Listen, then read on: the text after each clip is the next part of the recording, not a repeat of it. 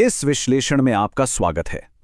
आज हम एक ऐसी हैरत अंगेज यात्रा पर चलने वाले हैं जिसका आगाज तो होता है जमीन पर घटे एक मानवीय नाटक से, लेकिन इसका अंत होता है अब तक लिखी गई सबसे जटिल और अद्भुत दार्शनिक विचारधाराओं में।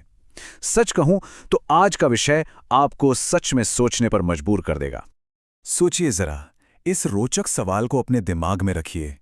कैसे एक पाठ जो एक ऐतिहासिक अफवाह और निंदा से निपटने के लिए आया था, वही पाठ अनंत अस्तित्व को समझने की चाबी बन जाता है।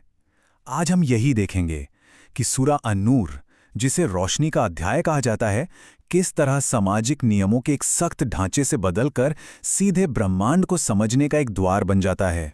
तो चलिए शुरुआत करते हैं अपने पहले भाग से, ऐतिहासिक निंदा और सामाजिक चरित्र। कहानी शुरू होती है बिल्कुल जमीनी हकीकत से।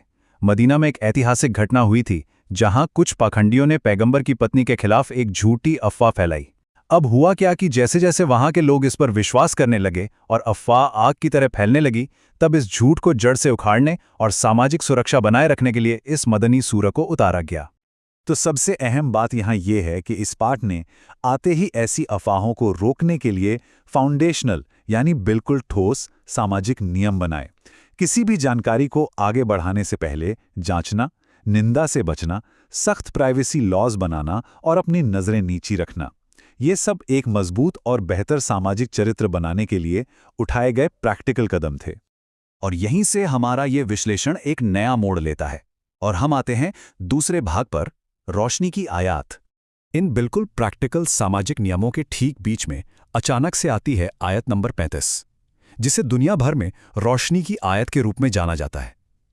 ये इतनी खूबसूरत और गहरी है कि इसने सदियों से विद्वानों और आध्यात्मिक चिंतकों को अपने आकर्षण में बांध कर रखा है। इसका काव्यात्मक और दिव्य सौंदर्य सच में लाजवाब है। अब स्लाइड पर जो रूपक यानी मेटाफर्स लिखे हैं, उनकी डेंसिटी पर ध्यान दीजिए।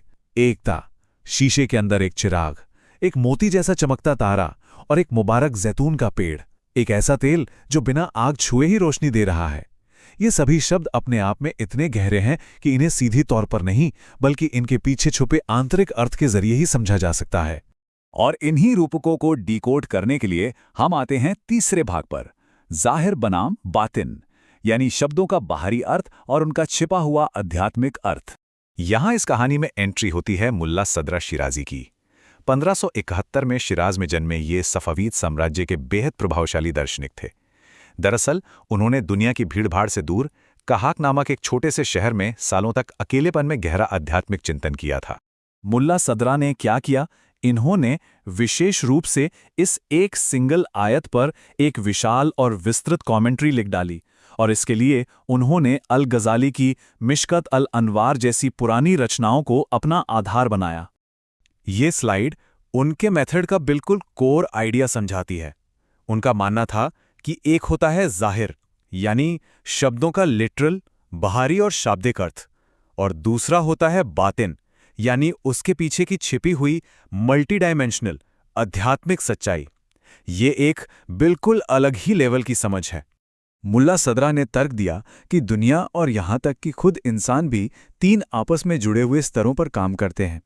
पहला, ये भौतिक दुनिया जिसे हम महसूस करते हैं। दूसरा, काल्पनिक दुनिया जहां आकार तो हैं पर फिजिकल मैटर नहीं।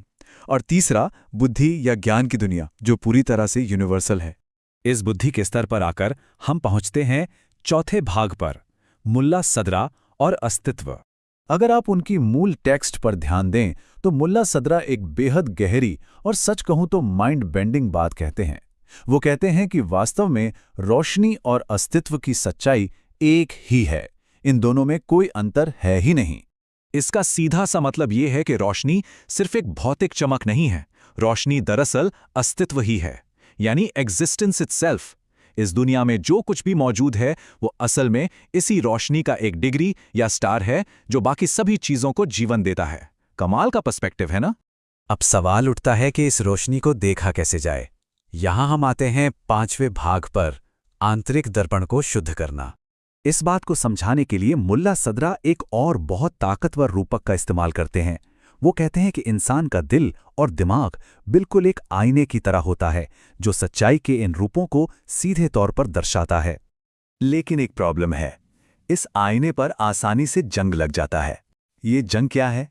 ये दुनिया की लालच, पाप और हमारे अहंकार का आंतरिक शोर है। इस आध्यात्मिक रोशनी को देखने के लिए इस आईने पर से इस जंग को घिसकर साफ करना बहुत जरूरी है।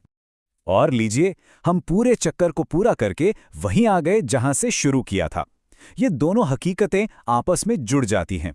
शुरुआत में जो अफवाहों को रोकने के सामाजिक नियम थे, असल में वही नियम दिल को शुद्ध करने की सबसे पहली शर्त हैं। बाहरी नियम ही आंतरिक शुद्धता और उस विशाल ब्रह्मांडीय फिलॉसफी को समझने की सीढ़ी हैं। इस विश्लेषण के अंत में हम आपके सामने एक सोचने पर मजबूर कर देने वाला सवाल छोड़ते हैं। अगर सच्चाई का ये पाठ सच में एक आईना है, तो उस पाठ को समझने की किसी की क्षमता खुद उनके अपने दिल की चमक और शुद्धता के बारे में क्या दर्शाती है? इस अद्भुत विचारधारा पर जरूर विचार कीजिएगा।